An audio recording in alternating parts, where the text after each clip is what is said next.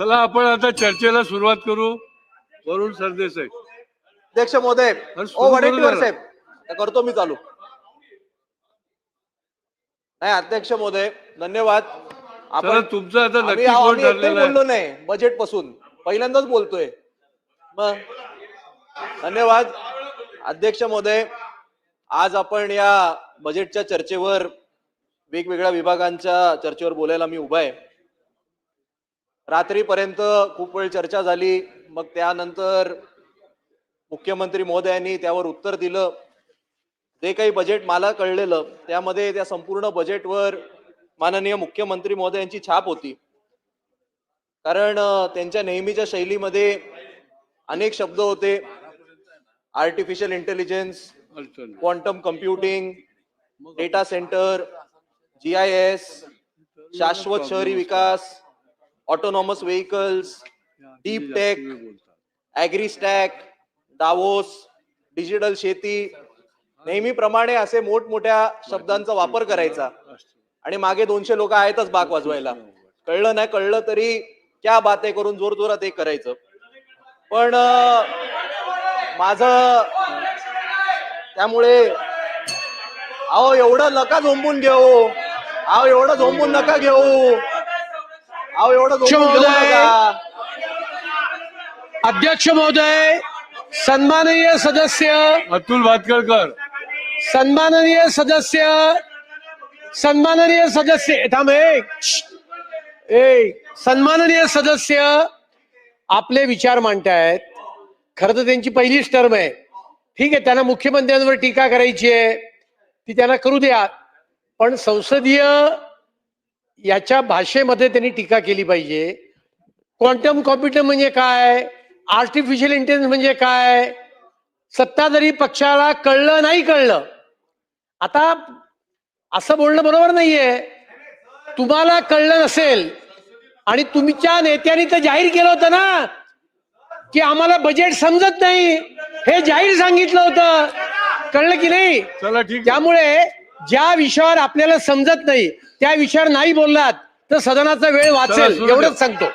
नाही नाही अध्यक्ष महोदय, आपला विषय सुरू करा, माझ्याकडे बघून मी बोला. सुरू केलंय, मी माझ्याकडे त्यांच्याकडे बघून बघतच बोला नव्हतो. आणि कसं आहे आपला माहितीये विषय का, सुरू करा.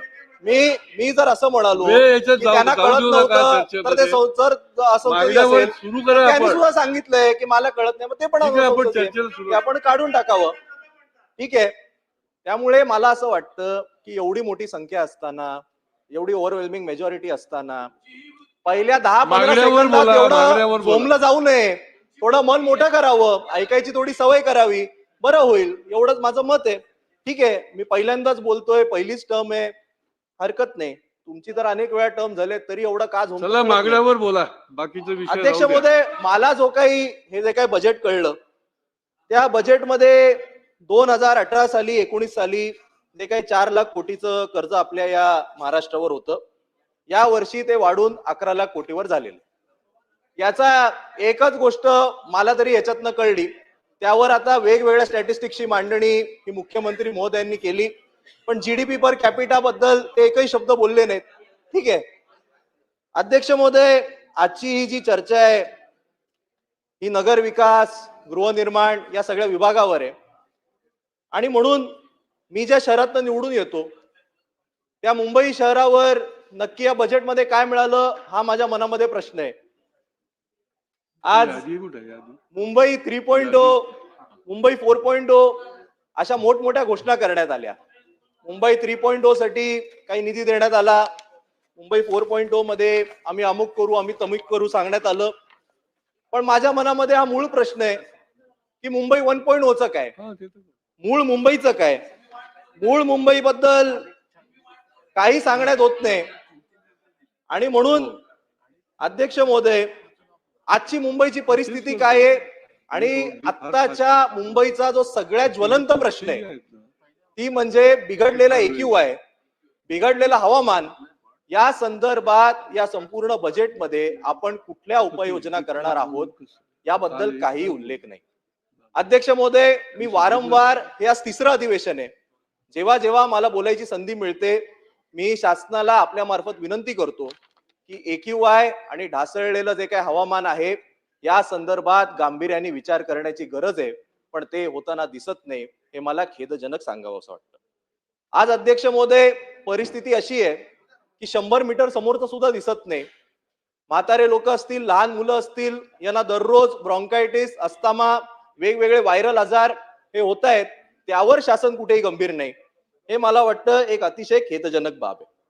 आज अध्यक्ष महोदय, मुंबईला आपण $1 ट्रिलियन किंवा महाराष्ट्राला $1 ट्रिलियन इकॉनॉमीच्या आपण गोष्टी करतोय, आनंदाचं आहे, झालं सुद्धा पाहिजे. शेवटी राज्याचा विकास हा झाला पाहिजे.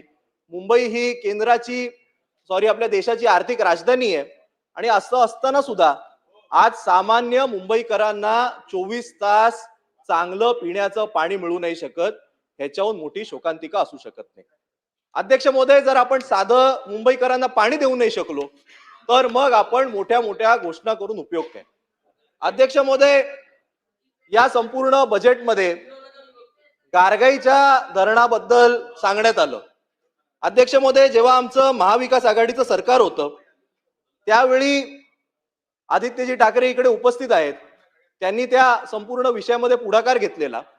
मला जे काही त्यातली थोडीफार माहिती आहे, हे गारगाईचं धरण कधी होईल, त्याला किती वेळ लागेल, त्याचा खर्च किती, आणि हे सगळं केल्यानंतर दररोज आपल्याला काहीतरी 4000 MLD पाणी एवढंच मिळणार आहे. 400 MLD, याच्या व्यतिरिक्त, याच्या 400च म्हणालो, तेवढंच तुमच्यासाठी 40 अधिक तुम्ही म्हणालात म्हणून. आणि म्हणून त्याच्या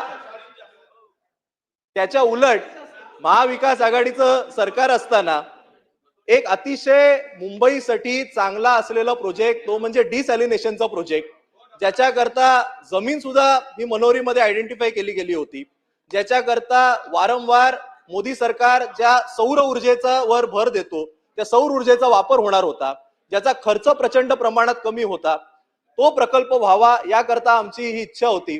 पण दुर्दैवाने आमचं सरकार गेलं आणि डिसॅलचं प्रोजेक्ट बाजूला टाकण्यात आलं आणि केवळ ओव्हर अँड अबाव एस्टिमेट गेलेलं ते गारगाईचं प्रकल्प राबवण्याचा हा का अट्टहास आहे, हे मला काही कळत नाही. अध्यक्ष महोदय, पिण्याचं पाणी नाही, हवामान दिसत नाही. अध्यक्ष महोदय, सामान्य मुंबईकरांना आज फुटपाथ सुद्धा चालेला नाही, कुठेही चालायची जागा नाही. अध्यक्ष महोदय, कॉन्क्रीटच्या रस्त्यांबद्दल इकडे सांगण्यात आलं. खरं तर 2022ला जेव्हापासून सत्ता बदल झाला त्या वेळापासून आम्ही ऐकतोय की 1 वर्ष द्या, संपूर्ण मुंबईचे रस्ते आम्ही कॉन्क्रीटचे करून टाकू. 2022 नंतर आज 2026 आलं, 4 वर्ष झाली, अख्खी मुंबई खोदून ठेवलेली आहे. माझ्या पूर्वी उदय सामंत साहेब बोलत असताना त्यांनी उत्तरात सांगितलं पहिल्या टप्प्यामध्ये केवळ 60% काम झालेलं आहे. पण वस्तुस्थिती अशी आहे, पहिल्या टप्प्यामध्ये सुद्धा जे कॉन्क्रीटचे रस्ते बनवले ते आपल्याला परत एकदा खोदायला लागतायत, कारण रस्ते बनवत असताना त्याच्या खाली पाण्याच्या पाईपलाईन डॅमेज झालेल्या आहेत. अध्यक्ष महोदय, या कामामध्ये भ्रष्टाचार झालाय हे वारंवार विरोधी पक्ष म्हणून आम्ही ओरडतोच. पण 2 दिवसापूर्वी कुठे निघाले वाटतं, बाहेर गेले, सन्माननीय सदस्य योगेश सागर साहेब यांनी याच सभागृहात सांगितलं की कॉन्क्रीटच्या रस्त्यांच्या कामामध्ये M40च्या ऐवजी M20चा वापर केला जातोय. खरं म्हणजे ते असते तर त्यांनी दुसरा देखील दिला असता, आणि त्यांचं जे वक्तव्य आहे. मग यामध्ये आपण चौकशी करणार का, याबद्दल सुद्धा काही सांगण्यात आलं. अध्यक्ष महोदय, आज संपूर्ण देशभरातनं लोक मुंबईमध्ये हे हॉस्पिटलचा वापर करायला येतात, पण आज मुंबईच्या हॉस्पिटलची काय परिस्थिती आहे? तुम्ही कधी गेला तर 7-7 दिवस साधी खाट मिळत नाही, मिळाली तर चांगली अनेक वेळा ट्रीटमेंट मिळत नाहीत, मशीन चालत नाहीत. अहो, माझ्या मतदारसंघातल्या एका हॉस्पिटलमध्ये तर पॅथॉलॉजीचे वेगवेगळे रिपोर्ट करायला जो तुमचा टेक्निशियन होता ना, तोच 3 वर्ष काम करत होता. शेवटी त्याच्यावर आणि त्या डीनवर कारवाई करायला लागली. हे मुंबईच्या वांद्र्यामध्ये जर परिस्थिती असेल तर संपूर्ण महाराष्ट्रभरात काय, याबद्दल बजेटमध्ये काय करण्यात येणार हे सुद्धा सांगण्यात आलं. अध्यक्ष महोदय, आपण मेट्रो बद्दल बोललो, मेट्रो बनवायला पाहिजेत, मेट्रो चांगले आहेत, मेट्रोनी कनेक्टिव्हिटी वाढेल, हे सगळं खरंय. पण या मेट्रोचं प्लॅनिंग कसं आहे बघा.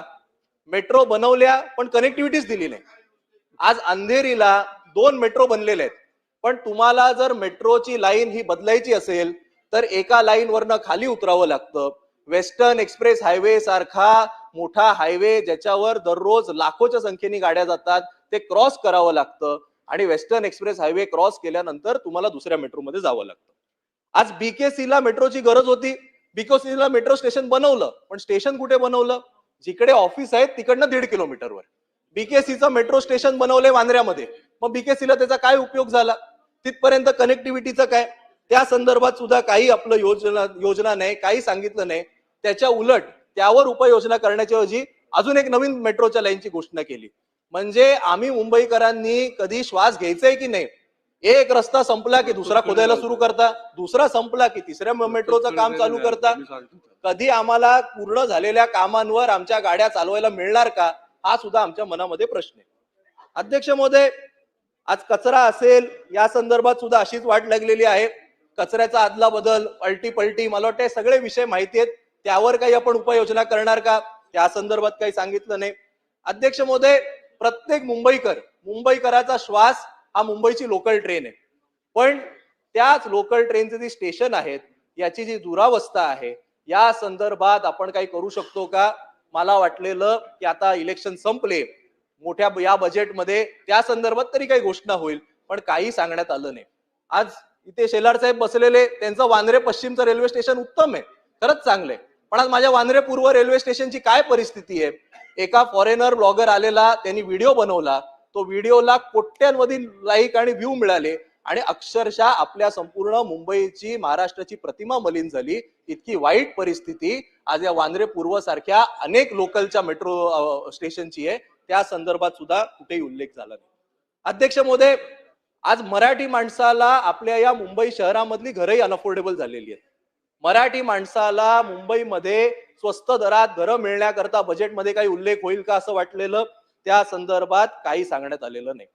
आणि अध्यक्ष महोदय, हे जे काही सगळे प्रश्न आहेत, एक नवीन घोषणा करण्यात आली मुख्यमंत्री महोदयांकडनं बजेटमध्ये, नो न्यू स्लम. पण नो न्यू स्लम हे खरंच शक्य आहे का? सांगण्यात काय आलं? SRAच्या मार्फत 20 लाख घरं ही बांधण्यात येतील. अध्यक्ष महोदय, मी आज आपल्याला अतिशय जबाबदारीने सांगतो, SRA कडनं 20 लाख काय, पुढच्या 10 वर्षात ते 2 लाख घरं सुद्धा बांधू नाही शकत. इतकी संपूर्ण करप्ट व्यवस्था या SRAच्या मार्फतच काम करते. अध्यक्ष महोदय, 2014 पासून 2026 पर्यंत 2 वर्ष वगळता हे समोरच्यांचंच सरकार आहे, आपल्याकडेच सगळी खाती आहेत. असं असताना किती घरं तयार झाली की आता आपण 2047 ची उदाहरणं देतो, 2035 ची उदाहरणं देतो. 20 लाख घरं. तुम्ही जोपर्यंत महत्वाच्या गोष्टींवर आपण पॉलिसीचे निर्णय घेत नाही तोपर्यंत आपण कसं काय काम करणार? अध्यक्ष महोदय, आज तुम्हाला सुद्धा माहिती आहे, आम्हाला सुद्धा माहिती आहे, काल झोपडी बांधली असेल ना, सक्षम प्राधिकाऱ्याला 5 लाख रुपये द्यायचे, 5 लाख रुपये रेट आहे. काल बांधलेली झोपडी आज त्याचे इलेक्ट्रिसिटीचं बिल तयार होतं, त्याच्या दारावरचं स्टिकर तयार होतं आणि तो अनेक्शर मध्ये पात्र सुद्धा होतो, त्याला घर मिळू शकतं. पण जर एखादा गरीब असेल, त्याच्याकडे खरंच तो 1980 पासून राहत असेल, पण त्याला आता अंडर द टेबलचा विषय गेलाय, आता जे काही ते डायरेक्ट बिंदास ओपन पैसे घेतात ते नसतील, तर तो किती पात्र असेल, किती गरीब असेल, त्याला या मुंबई शहरामध्ये SRA वाले घर मिळू देऊ नाही शकत. ही वस्तुस्थिती आहे. अध्यक्ष महोदय, आज वर्षानुवर्ष मी जेव्हापासून, मला तर 1च वर्ष झालं, मी प्रत्येक वेळी घसा कोरडा करून करून ओरडतो की केंद्र शासनाच्या ज्या जागा आहेत, मग ती रेल्वेची जागा असेल, डिफेन्सची जागा असेल, वेगवेगळी कस्टमची जागा असेल, बीपीटीच्या जागा असतील, या सगळ्या जागांवर अतिक्रमण झालंय. या सगळ्या जागांवरचं जे अतिक्रमण आहे, याच्यावरच्या ज्या झोपड्या आहेत, त्याच्यावरचं पुनर्वसना संदर्भात अजूनही आपल्याकडे पॉलिसी नाही. मग नो न्यू स्लम म्हणजे आम्ही झोपडी राहू देणार नाही, हे सरकार सांगू कसं शकतं? अध्यक्ष महोदय, वारंवार ग्राउंड+1 पहिल्या माळ्यावर जे झोपडी धारक आहेत यांना आपण घरं देणार की नाही या संदर्भात कुठली क्लिअर पॉलिसी नाही. मग जर आपण त्यांना घरं दिली नाहीत तर ते दुसरीकडे जाऊन झोपडी बांधणार. या संदर्भात काही घोषणा होईल का? त्या संदर्भात कुठली घोषणा नाही. मग आपण नक्की झोपडपट्टी मुक्त मुंबई ही कशी करणार हेच काही कळत नाही. अध्यक्ष महोदय, मला असं वाटलेलं की खरं म्हणजे आता लोकसभेचं निवडणूक झाली, विधानसभेची झाली, आता महापालिकेच्या झाल्या, म्हणाले तसे ट्रिपल इंजिनचं सरकार आलं आणि होतं काय, कधी आम्ही सत्तेत असतो, कधी ते असतील, उद्या परत आम्ही येऊ, पण जे राबवणारी यंत्रणा आहे ही तीच असते ना. यावर काही सिस्टमिक बदल होणार की नाही? अध्यक्ष महोदय, आज मुंबईमध्ये जी काही परिस्थिती आहे, खरं तर मी मुंबईबद्दल बोलत होतो, मी काही कुठल्या पक्षावर आरोप केला नव्हता. काय एवढे ते आमदार व्यथित झाले मला कळलं नाही. माझा आरोप हा त्या व्यवस्थेवर होता. मी म्हणालो तसं, कॉन्क्रीटचे रस्ते का खराब आहेत? कारण कॉन्क्रीटची क्वालिटी चांगली वापरली नाही. अध्यक्ष महोदय, AQI का खराब आहे? कारण BMCनी ऑन पेपर सक्त अँटी पोल्युशन नॉर्म्स दिलेले आहेत. एकही कन्स्ट्रक्शन किंवा इन्फ्रास्ट्रक्चर साईट ती फॉलो करत नाही. ती जर त्यांनी फॉलो केली तर AQI आपला एवढा खराबच होणार नाही. अध्यक्ष महोदय, आज फुटपाथवर काय एन्क्रोचमेंट आहेत?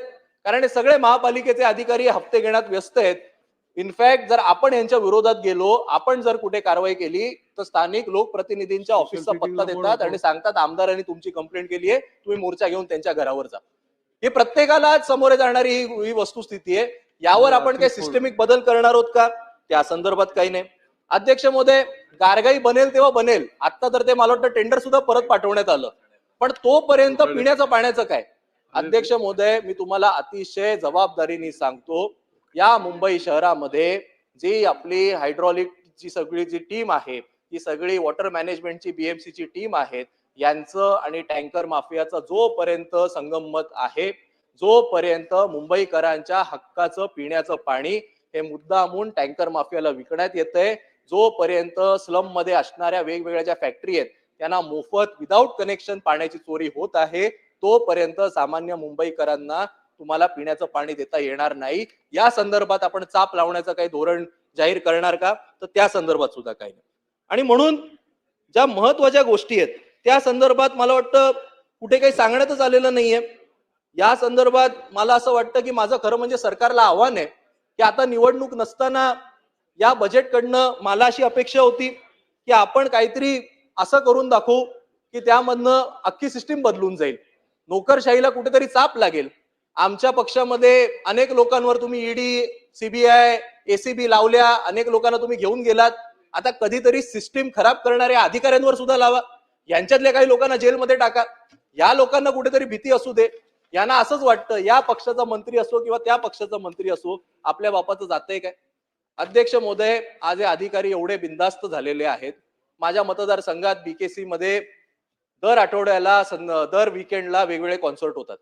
जो सगळ्यात मोठा VIP सेक्शन असतो ना, पूर्णपणे अधिकाऱ्यांसाठी रिझर्व्ड असतो. माझ्याकडे अख्खी यादी आहे. या एक एक तिकिटाची किंमत 1-2 लाख रुपये असतात.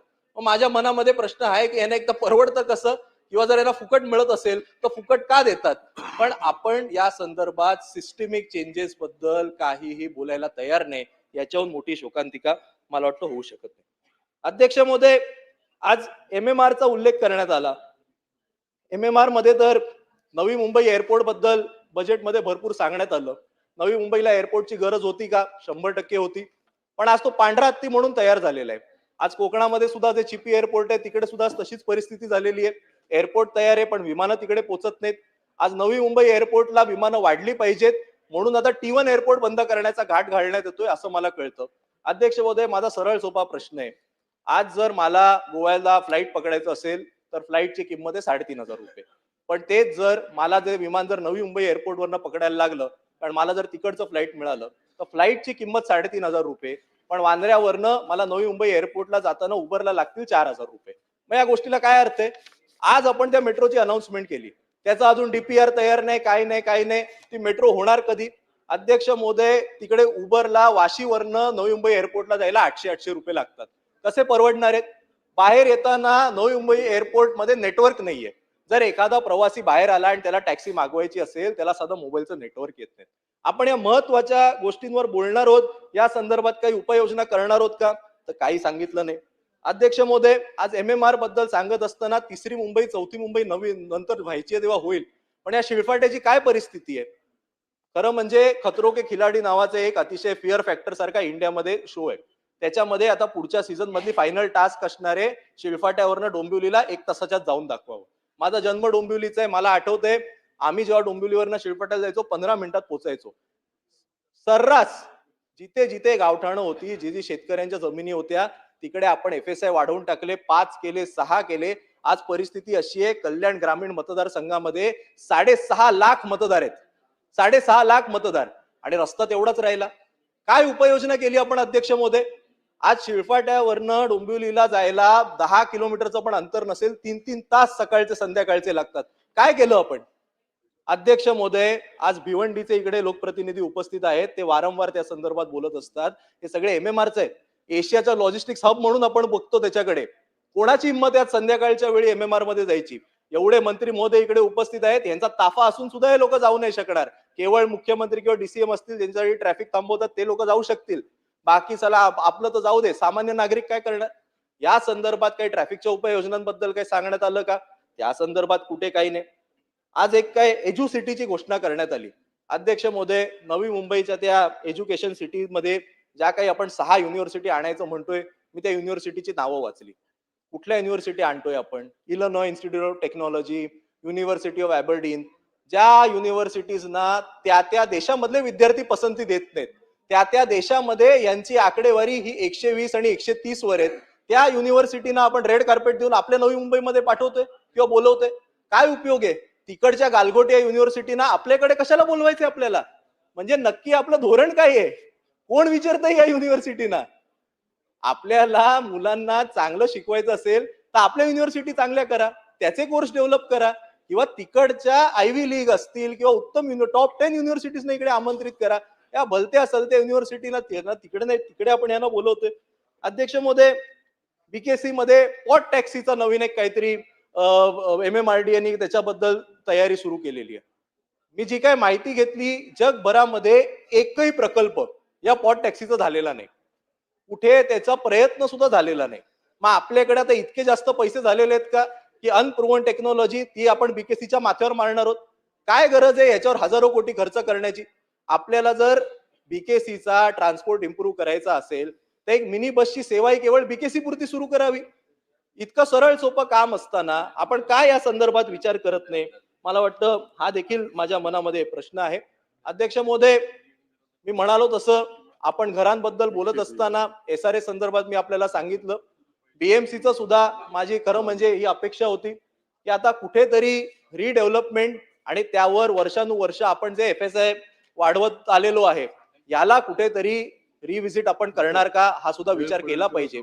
कारण असं व्हायला लागलंय, SRA मधनं स्लम ज्या जातात त्या केवळ व्हर्टिकल स्लम म्हणून उभ्या राहतात आणि त्यासोबतच ज्या चाळी आणि जुन्या बिल्डिंग उभ्या राहतात त्याच प्लॉटवर आधी जिकडे 100 लोक राहत होते आता 600 लोक राहतात.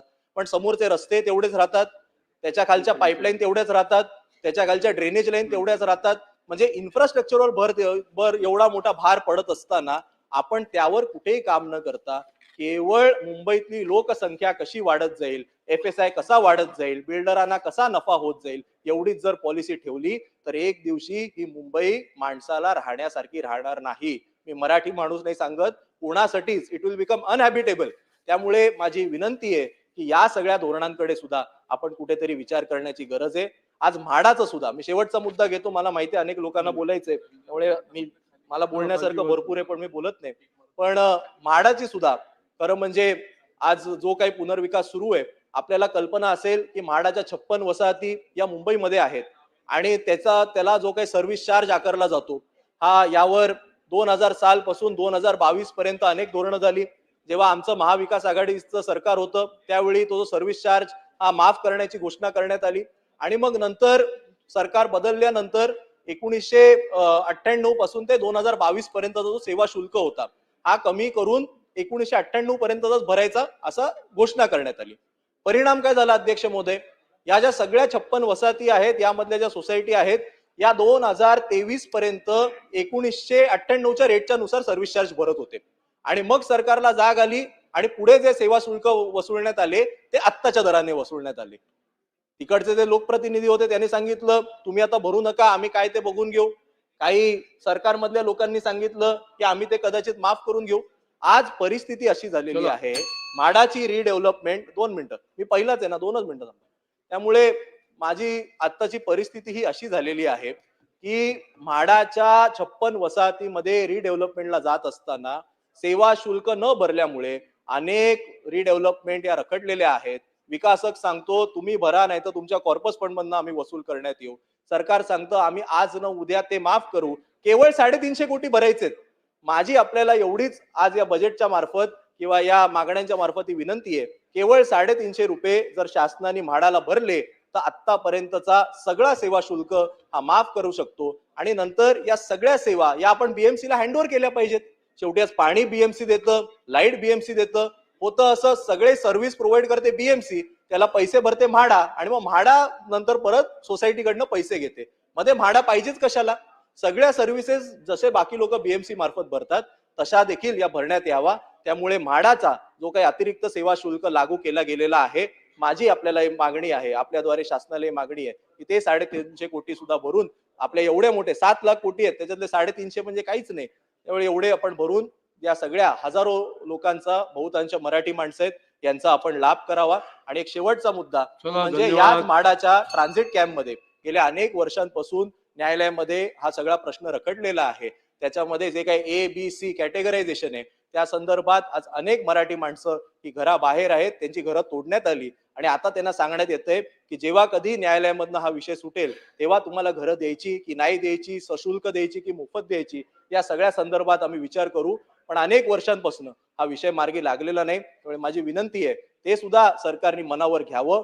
मराठी माणूस हा मुंबईमध्ये टिकावा याकरता सरकारचं धोरण असावं, मराठी चला, माणूस next. फर्स्ट अशी कुठेतरी धारणा असावी या आणि बाजूला त्याकरता बजेटमध्ये त्यांनी सांगावं अशी माझी विनंती आहे. सन्माननीय आपण मला रवींद्र माझे विचार चव्हाण मांडण्याची साहेब. संधी दिली म्हणून मी आपला आभारी आहे. धन्यवाद.